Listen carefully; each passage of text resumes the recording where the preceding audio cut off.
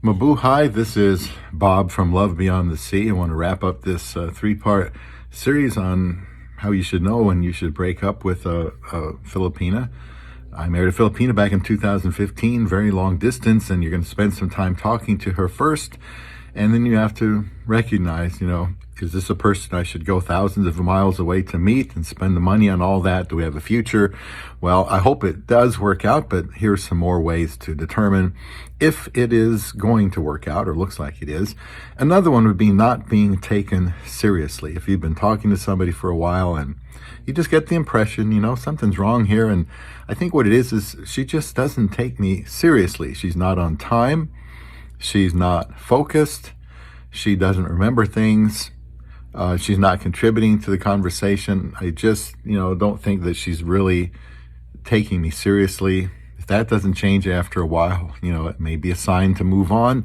Another one, if you feel drained, this whole experience of talking to her just drains you. And if you become uninterested yourself, you used to be, but things have changed. Now you just don't feel emotionally well after talking to her. That's something else to evaluate. Also, let's say you're discovering that you're now arguing more. More arguments would mean maybe you're finding out some things that you should find out, but it's leading to the knowledge that it's best if you're not together. So you just have to kind of go through what the arguments are about. Sometimes there's definitely language misunderstandings with a woman from the Philippines, cultural differences, and you just have to dig deeper, or if it bothers you enough, move on to somebody else. Let's say also she doesn't want you to visit. You want to, excuse me, always coughing when the video starts. But let's say you feel like it's time for you to go down and meet her in person, and then she balks at that. Maybe she said she wanted to meet you in person. Now she's not so sure. Well, you have to find out why that is, and maybe it's not meant to be. Also, another thing could be you've been chatting with some other women and you just find somebody else is a little more interesting to you, and you haven't gotten around to telling her yet. You think you probably will. Somebody else has caught your eye, but you're still kind of keeping them along as a placeholder. I wouldn't do that. I would focus on the person that you have a chance to make it work out with. Also, if you feel like you can't be yourself, you're changing you're not talking about your worldview, your world beliefs.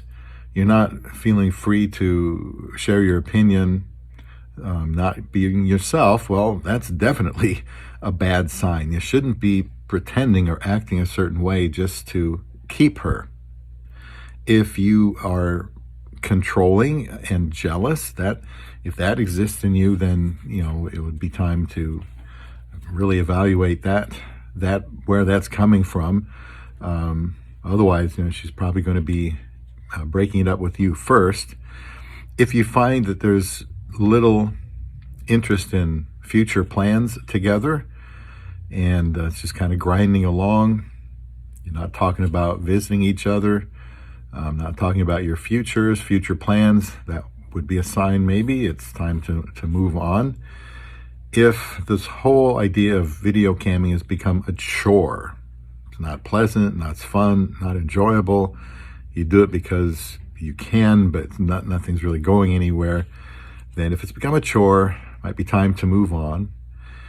Different worldview, you find out you just have more things not in common, and there's serious things. Different worldview, that's pretty serious. I would just move on. If you discover you just don't have the time, or you don't want to make the time. I mean, if something has changed and you just don't have the time, and you're not going to have the time for a long time, it would be best to let her go and move on with somebody that can consistently communicate with her. Now, I've mentioned probably 31 things over the last 3 videos on this topic. Should be easy to find, and check those out.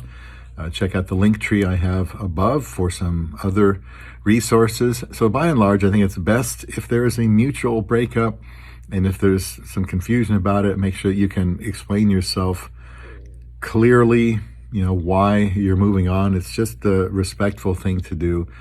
Both should be benefiting in an online relationship when you're looking for love beyond the sea.